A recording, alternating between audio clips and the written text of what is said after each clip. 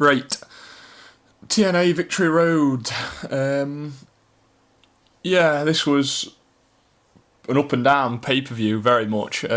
Showed the good and the bad of the company over the last year or so. I think they've done a very good job in many respects, but there's still that undercurrent of garbage booking and just odd stuff that happens, especially on pay-per-views. I think the TV is a lot better than the pay-per-views have been. So if they can get it to where they can nail the pay-per-views and match the TV that goes into them, I think they're onto an absolute winner, to be honest. But as I say, it was some good, some bad, and some just weird booking and strange decisions. But anyway, crowd was shit as usual, and so was Taz as well. Fucking hell, man.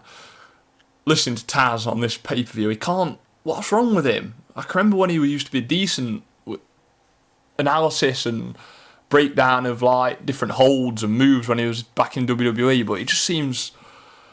he just seems to be going through the motions big time in TNA. I don't know. He seems to mispronounce all his words. I don't know. He's just not in touch with the product at all. It seems like it's almost like he doesn't watch the product and he just turns up and just calls it on the fly because he doesn't seem to really know what he's doing. But so the commentary was piss poor yet again. But let's crack on. I ain't got much time to do this. James Storm and Bully Ray opened after Bully Ray came down to the ring and refused to leave, said he was going to take the pay-per-view hostage until he got his wish that the match with James Storm become for the number one contendership for the World Heavyweight Championship. Eventually Storm came out and agreed to it after about 5 minutes or so of Bully Ray cutting another decent promo. He is probably the best promo guy in the company, Bully Ray. I mean, you've got to give him... I've never been a big fan of his in-ring work, and I don't think he'll ever be taken that seriously as a main eventer, but as a promo and as a heel, he's right up there in TNA for definite with Bobby Roode. But Storm agrees to the match being to determine the number one contendership, and they sort of get into it, and out of nowhere Storm hits the last call after about 90 seconds and got the pin, and obviously becomes the number one contender. And I was thinking, what the fuck's this? I thought straight away, my first thought was that they've built Bully Ray up to be this monster, vicious heel, and then that's just killed everything. He's just lost in 90 seconds because this match had a decent amount of build on the TV show for the last few weeks, but so I straight away thought there must be something wrong. And obviously, I've just looked on the internet after I've got done watching the show, and it does look like Storm is still suffering from an injury that kept him out for a while. So they had to keep the match short, but still, obviously, he had to retain the number one contender status and still look strong while not killing Bully Ray. So it was a difficult thing to pull off, and I think they did a decent enough job. I mean, Bully Ray's promo at the start got him obviously a bit of time on the show, and did it hurt him? I think it maybe did a little bit, in my opinion. I mean, not too much though. Storm has beat high-profile guys with that kick out of nowhere before. He did it to Kurt Angle, he did it to Bobby Roode, and he's done it in the past. So it's one of those moves like Shawn Michaels' Sweet Chin Music, where if they sort of build it as though if he catches you with it, then it could come out of nowhere sort of thing. So I don't think it hurts Bully Ray too much. But yeah, like I say, having found out the details and the circumstances behind it, they probably did the right thing opening the show with it. So yeah, decent enough segment, I guess. Moving on to Austin Aries versus Zema Ion for the X Division title. This was okay. I thought it would have been better, I have to say. I did think it would be a really good match, but it was kind of slow and a bit plodding, I guess, certainly for the first sort of 3/4 of the match. And I didn't like the ending. Zema Ion tried to use the hairspray and Austin Aries got it off him. And there was playing on that for it. Stupid, like Russo-esque type shit booking, really, at the end. But yeah, Aries won with the brainbuster, followed by the last chancery. To be honest, a little bit of me wanted him to get the belt off of Aries in this match. Just cut time on his X Division title reign. Give the belt to Zema Ion. Let him feud with Jesse Sorensen when he comes back. There's a ready-made feud there straight away. And get Austin Aries into the main event. That's what I was kind of hoping that they do. I mean, Austin Aries needs to get in the main event. They need to capitalise on his popularity sooner rather than later. If they keep him stuck in the X Division scene, then I can just see it drifting away. But I was really hoping that they'd take the title off him, give it to Zema Ion, let him feud with, as I say, Jesse Sorensen or whoever they want to, if they want to bring Kid Cash back or whatever happens there. But he is bringing prestige to the division, and he's brought a lot of attention back to the X Division, Aries, since he became champion. But I think it's sort of restricting him. I think they need to get him into the main event scene, definitely. He's probably, after, well, he's certainly in the top 5 most over guys in the company, without a doubt. So, and he was pretty funny when he was tweeting halfway through the match. But anyway, what is all this? What is all this Twitter bollocks in TNA? I thought they need to be anti WWE in every respect, in my view, and keep going on about Twitter and what's trending. All this bollocks is it's just like following WWE. WWE have been doing this for about 18 months or 2 years now, and TNA are just sort of jumping on the bandwagon, putting up the little graphic in the bottom corner as to what's trending at this time and all that shit. It's just not what they should be about at all, in my view. But whatever.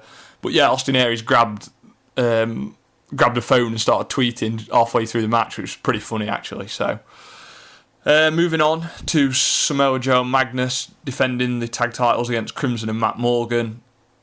This was like one long segment which pissed me off. This match annoyed the fuck out of me. Just get it over with. It's like I feel like I've got a dentist appointment like in a week's time, and I wake up every day and I think, oh fuck, dentist.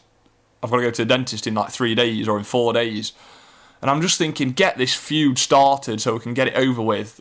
I'm on about Crimson and Matt Morgan, obviously. And finally they pulled the trigger on it tonight after about 2 months of fucking teasing it. And you're just thinking, get this over with. Because the sooner it starts, the sooner it's finished and we can move on. Because I hate both of these guys. They just... Crimson is... Oh, man. He's shit. Fucking ginger, man. He doesn't look like a wrestler. He's weird. And Matt Morgan's just terrible. 8'9", but wrestles like he's in the X Division, like he's fucking Kid Cash at like 5'7". Weird. Looks like he's wearing a nappy when he wrestles. That big, like, white trunks. Just can't get behind either of these two.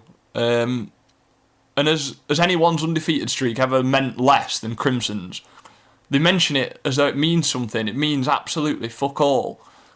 When you think of people like Samoa Joe when he first came into TNA, his undefeated streak, Goldberg, obviously, in WCW, even people like Umaga when he first came into WWE as Umaga and he had his undefeated streak. You know, it meant something. They were on a tear, and this guy he's just never... They've never, like, built up where the undefeated streak means anything. He just plods around, and he's got this and you think, fucking hell, he's been undefeated for, like, over a year. And you just forget, because he's never done anything that's actually meant anything within the company, and it's impossible to get behind him, because he's just shit. Like, generic offense. But yeah, the sooner they get this feud, like, underway, which obviously it is now, and we can get it over and done with, I hate both of these. I don't know I don't know what they can do with like Morgan as well, because there's just nothing. He can't do anything, can he? He needs to wrestle. He needs to be a heel for a start, without a doubt. He needs to be a heel, and he needs to wrestle as a monster heel who just like brutalises people. Instead, he fannies about this like pitter patter offense, just shit. It doesn't look impactful. He's, like I say, he's about 7 foot, but his offense is just so weak.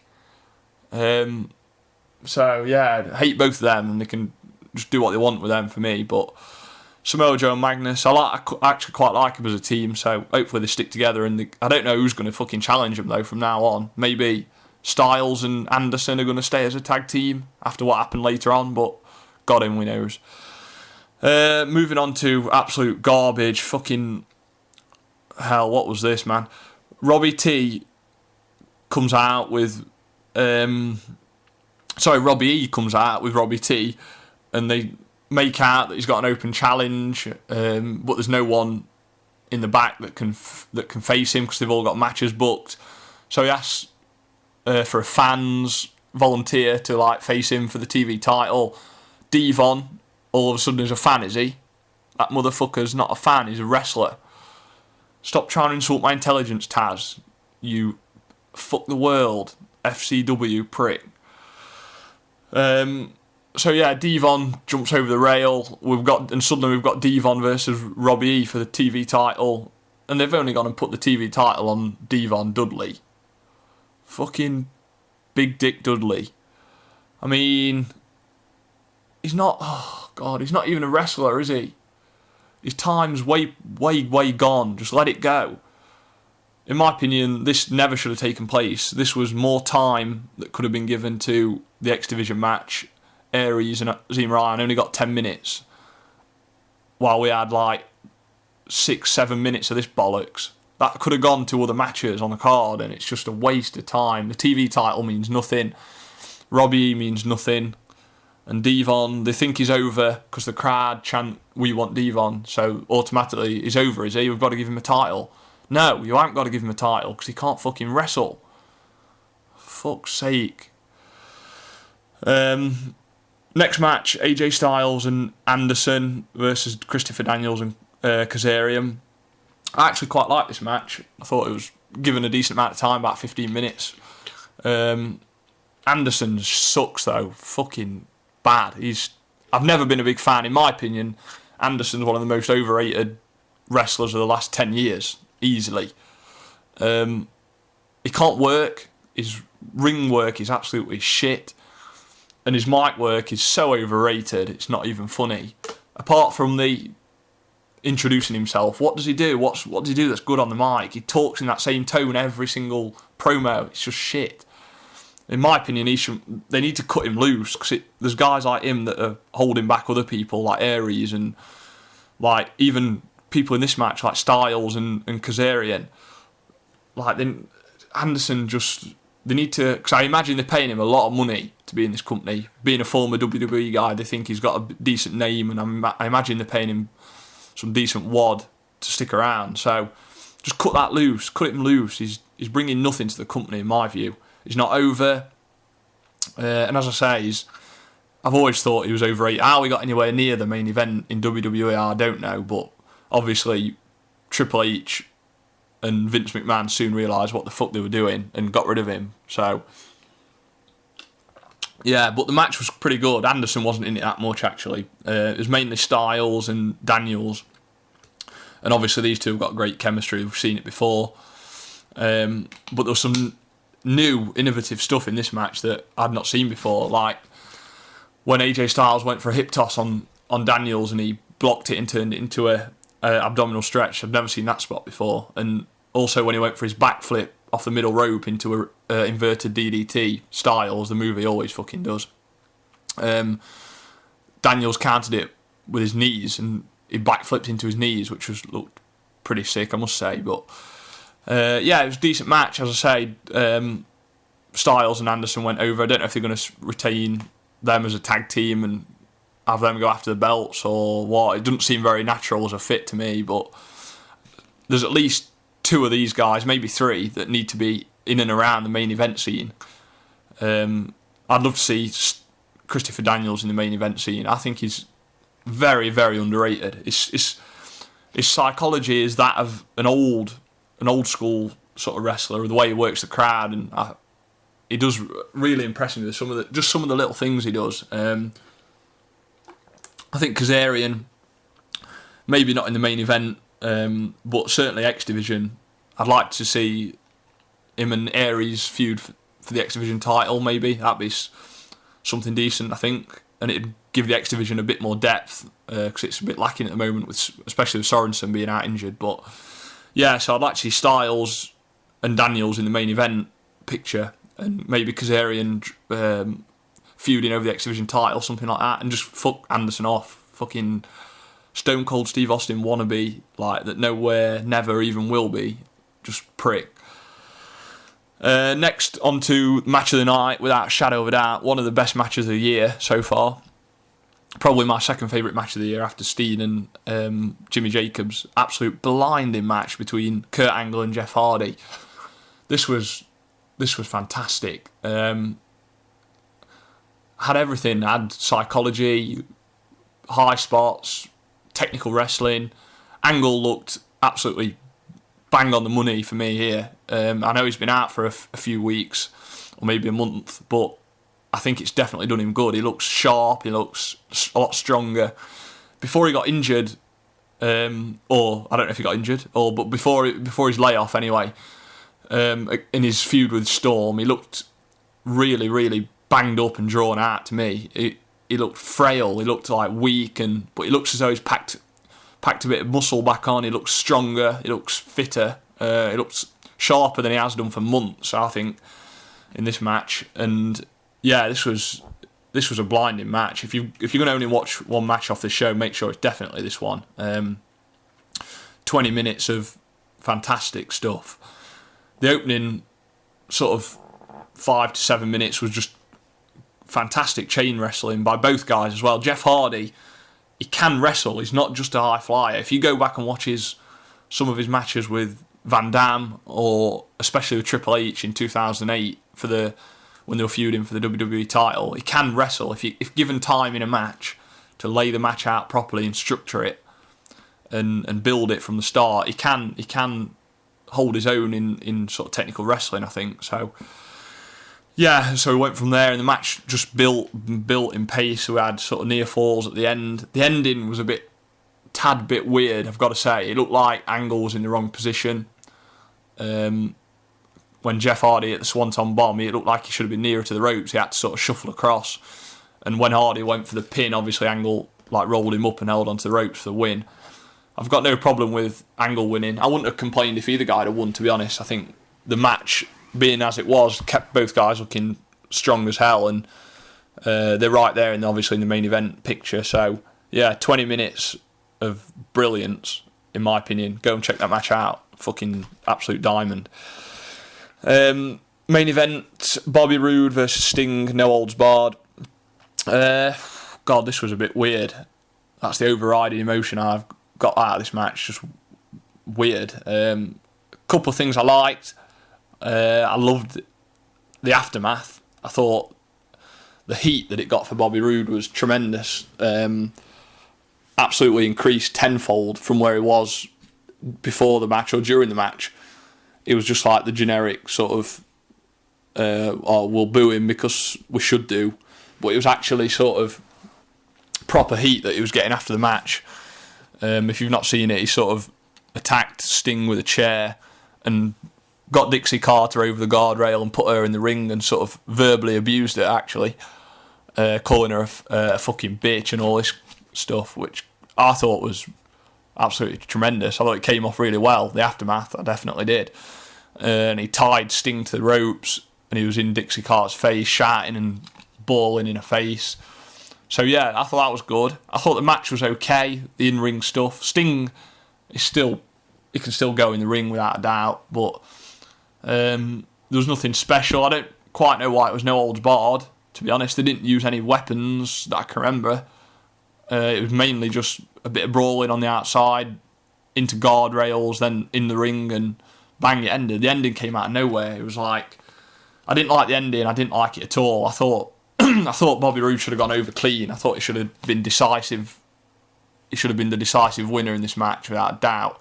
He's had too many lucky wins since he's become champion. That is my one problem with how they've booked him. I think he's become the established star of the company in many ways, and he has been booked as a strong champion. And I actually love this feud between him and Sting. I love how they've built it week on week, an Impact, with the growing frustration of Roode. But the ending needed to be more decisive. Sting sort of did the Scorpion Death Drop, but there was a chair behind him that he didn't know was there, apparently. So he banged the back of his head on the chair as he dropped down, and that was it. Yeah, it's like, that just came... Where the fuck did that come from? Roode should definitely have won this match decisively, no doubt about it, in my opinion. And then, if he'd have done that, and then that combined with the aftermath, where he beat the shit out of Sting and Dixie Carter, that would have just topped it off, and it'd have been an absolutely fantastic sort of segment. But the way the match ended, I did have a problem with, yeah. But overall, yeah, as I say, some good, some bad. I hate the Crimson Matt Morgan stuff, and Robbie E and Devon and all that crap was just bollocks. Didn't need to be on this pay-per-view. All that could have been done on Impact. But yeah, there was some blinding matches. As I say, if you're going to watch one match, make sure it's Hardy and Angle, because that was fantastic stuff. So yeah, that's it from me. See you later.